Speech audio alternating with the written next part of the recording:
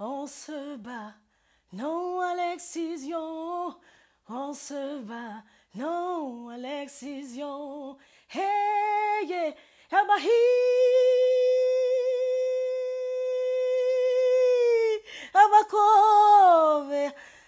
non à l'excision. Neko, non à l'excision. Tu dis quoi? Non à l'excision. Hey, yeah, à l'excision. Oh, non, non, non, à l'excision. Non, non, non, à l'excision. Tout d'abord, bonjour, mesdames et messieurs, et je tenais à vous remercier d'avoir accepté cette collaboration avec l'AMEG, l'Association des mères et enfants de Guinée, qui contribue à améliorer les conditions de vie des mères et des enfants de Guinée et d'Afrique. Et voilà, dont je suis la présidente fondatrice. Je suis Marthe Dedekoivogi.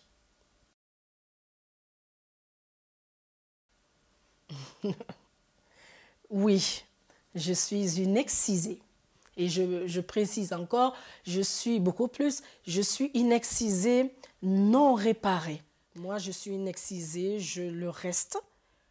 Et je ne souhaite pas du tout être réparée parce que c'est un organe dont je ne connais pas la sensation.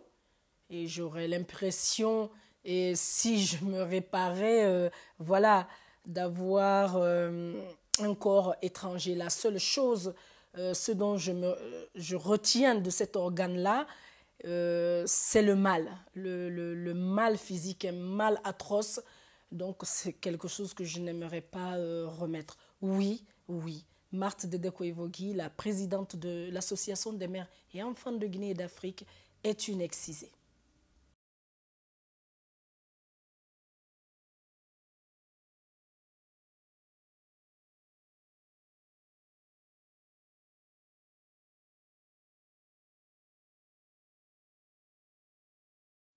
Mais écoutez, merci pour cette jolie condensée de questions qui va nous permettre, voilà, à travers ma propre histoire, essayer un peu de sensibiliser, justement, pousser d'autres personnes à venir faire comme moi. Je suis présidente de l'AMEG, l'Association des mères et enfants de Guinée. L'AMEG, c'est la promotion de la femme. L'AMEG, c'est la protection de la femme. L'AMEG, c'est la promotion de la culture.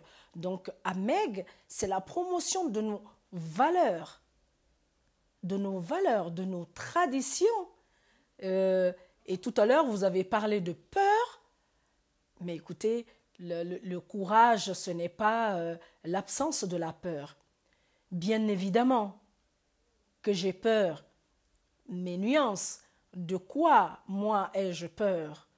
J'ai à tout moment, chaque minute, j'ai peur par rapport au nombre d'enfants, de jeunes filles qui risquent de mourir à cause de la mutilation génitale féminine. Ça, c'est ça ma peur. Alors l'autre question, pourquoi avoir attendu jusqu'ici, jusqu'aujourd'hui, pour témoigner? Ma foi, je dédie, moi, ce témoignage à une petite fille qui a 3 ans. C'est ma première petite fille. Donc, je dédie ce témoignage à elle. Parce que je ne veux pas qu'elle soit excisée. Parce que je ne veux pas que les filles de sa génération soient excisées. L'excision, c'est trop de complications. Trop de complications que, voilà, à la fin de ce reportage, et nous avons invité des spécialistes en la matière qui viendront témoigner des effets néfastes de l'excision. Il était de mon devoir, moi. D'ailleurs, le 6 février est la journée internationale de lutte contre l'excision.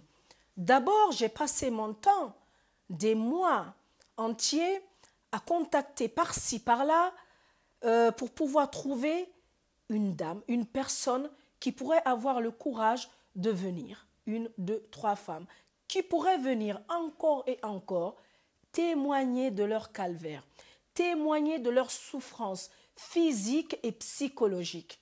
Eh bien, impossible. C'est vrai que vous partez aujourd'hui sur YouTube, vous allez trouver beaucoup de témoignages là-dessus, mais encore une fois, cette histoire reste quelque part, entre guillemets, tabou. Depuis l'annonce de la Meg sur les réseaux sociaux de la projection de son film L'excisé, j'ai reçu, moi, plus de 100 mails d'encouragement. Mais ce qui est bizarre, la plupart de ces mails me disent « Maman Africa, maman, tanti, ma soeur, on vous encourage. On vous encourage sur cette démarche. Mais désolé, nous ne pourrons pas témoigner. Nous ne pouvons pas témoigner pour beaucoup de choses. Nous ne voulons pas que la société, une certaine société, s'il y en a plusieurs, se retourne contre nous. Nous ne voulons pas mettre notre vie en danger. Nous ne voulons pas mettre notre famille en danger. Désolé, maman, on vous soutient, mais dans l'ombre. Mais écoutez, à un moment donné, moi, je vais au-devant des choses en tant que président d'une association qui défend cette cause, la non-mutilation génitale féminine, mais je pense que je suis aussi une des meilleures bonnes personnes qui pourrait le mieux véhiculer ce message, c'est-à-dire arrêtons d'exciser, ne plus exciser. Voilà. Alors revenons à mon histoire propre. Je suis née en Égypte, je suis née au Caire, j'arrive là en République de Guinée à l'âge de 7 ans, 7 ans et demi. Et là, un jour de vacances, juillet, août, certainement, il y a une voiture là qui gare. Et c'est une amie à ma mère, donc une amie de la famille. Et dans la voiture, moi j'aperçois d'autres enfants, parce que en Guinée, bon, c'était comme ça un petit cocon d'enfants, c'est-à-dire on se fréquentait qu'entre nous, les parents intellectuels, entre parenthèses dit intellectuels, se fréquentaient, et que les enfants aussi étaient obligés, voilà, on était obligés d'être amis. Voilà, il n'y avait que ce petit cocon d'amitié, on ne se séparait pas. Et moi, quand j'ai aperçu quelques-unes dans la voiture, et quand cette tante me dit ben, écoutez, c'est pour aller à une séance de cinéma, j'étais là avec le banco en train de laver les habits, mais je dépose tout. Et me voilà, je suis la tante, je rentre dans la voiture toute souriante, et on fait le tour un peu à Conakry, on va, on prend une ou deux autres, et ce que je me souviens, et là, voilà, je connais le cinéma 8 novembre, je crois, et on dépasse, mais moi intérieurement, je dis mais où est-ce qu'on va aller visionner ce film, bon sang. Voilà, petite, j'étais une petite fille, quoi, comme ça, alerte, très en analyse, voilà, qui analysait tout. Les autres étaient là, ça sautait, on jouait ensemble, mais moi, elle est où cette salle de cinéma? Mais elle est où cette salle de cinéma? Mais ça, c'était intérieurement. Alors, on dépasse le palais, on continue. Et là, je reconnais l'hôpital Yasdine, je reconnais, on rentre, je dis, mais drôle de lieu, pour venir regarder un cinéma. Alors on est parti là à droite, on a monté les escaliers, on monte comme ça, une à une, et voilà, en rang, on nous met en rang, et on nous fait rentrer une par une. Alors la première, elle rentre, on entend un premier cri. Alors le premier cri, comme ça, mais comme quand on fait du mal à une personne, ou bien, je ne sais pas, on est là en train de regarder un film d'horreur, mais un cri d'horreur, quoi. Alors les enfants, moi toujours inquiète, mais les enfants sont là à se bousculer. Oh, mais ce film doit être excitant, mais j'en suis sûre. Mais moi, je suis là, je ne dis rien. La deuxième personne rentre, et on n'entend rien. La troisième personne, on n'entend rien.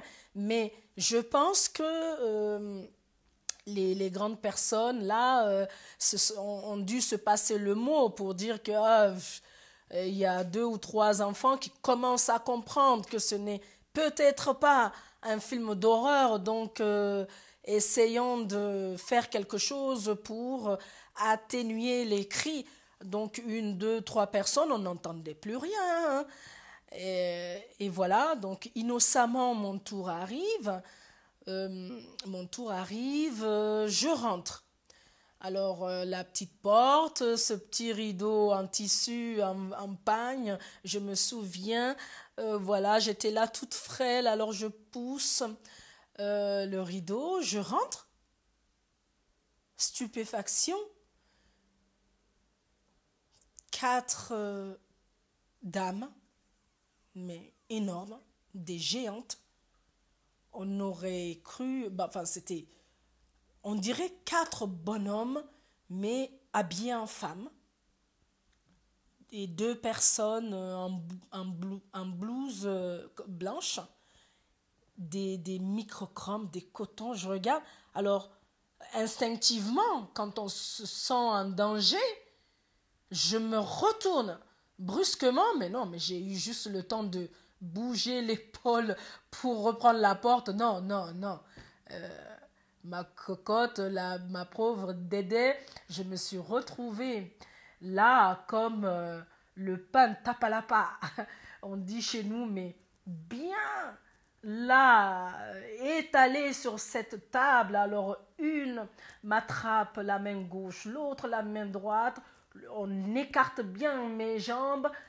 L'autre s'appuie sur la jambe gauche, la jambe droite. Je continue à hurler et d'un coup, on attrape et je vois encore le regard que j'échange avec une de ces femmes monstres. C'est comme ça. Et ce regard, je la regarde comme ça pour lui dire, s'il te plaît, pitié, ne me fais pas de mal. S'il te plaît, ne me tue pas, ne me fais pas de mal. C'était ça. Alors, je le disais là, au fond de mon cœur, mais j'essayais par ce regard d'enfant de lui dire, ne me fais pas de mal. Non. Et mon corps, j'ai senti cette douleur, mais monstrueuse, atroce, inhumaine, que je ne souhaiterais à personne. J'ai senti cette douleur qu'on arrachait au plus profond de mon cœur, de mon corps. Je n'arrivais plus à crier ni à bouger.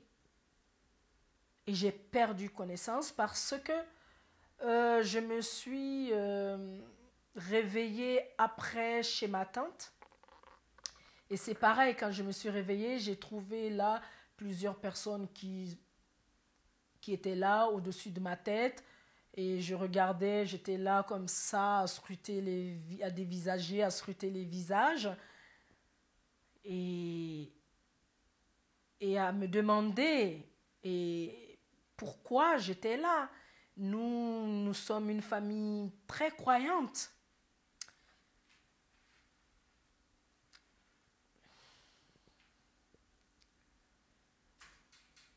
Et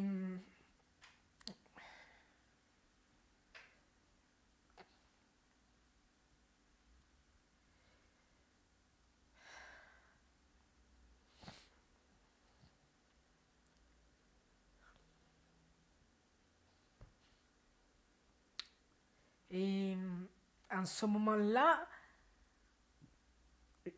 j'ai dit que Dieu m'avait abandonné.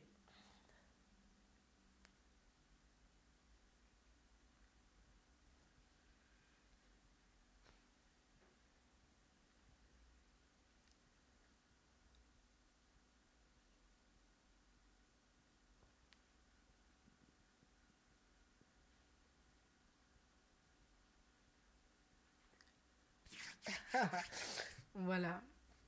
Excusez-moi, oui, et si, je l'ai vraiment pensé en ce moment-là.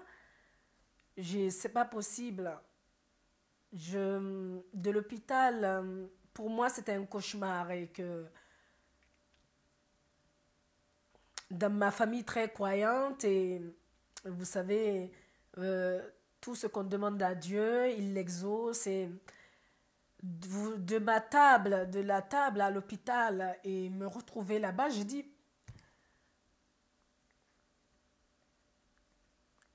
dit, mais il ne répond pas. Ce Dieu ne répond pas, mais pourquoi?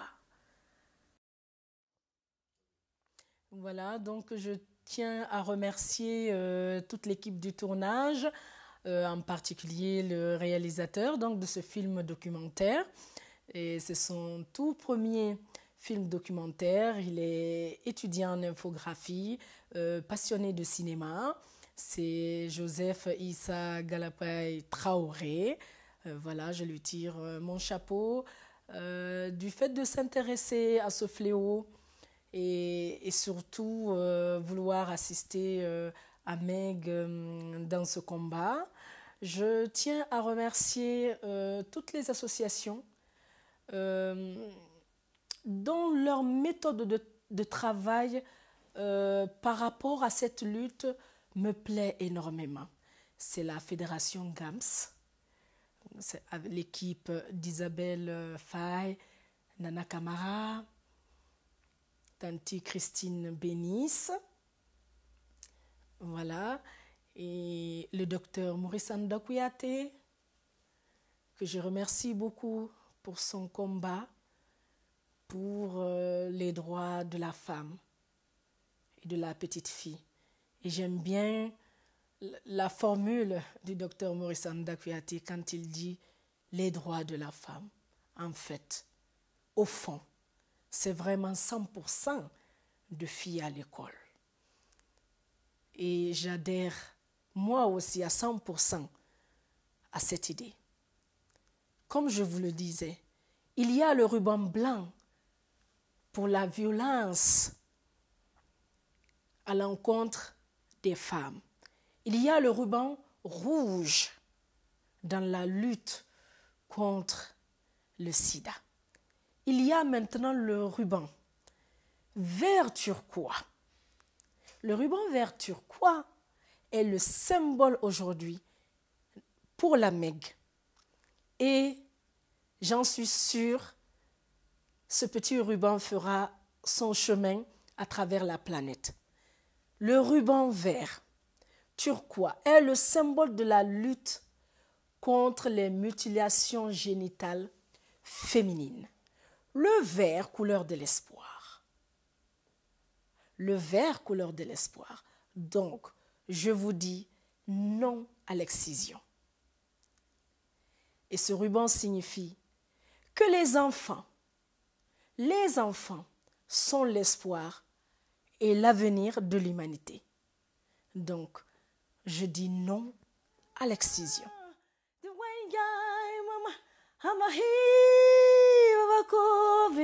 On se bat, non à l'excision. On se bat, non à l'excision. Hey, yeah, Abahi,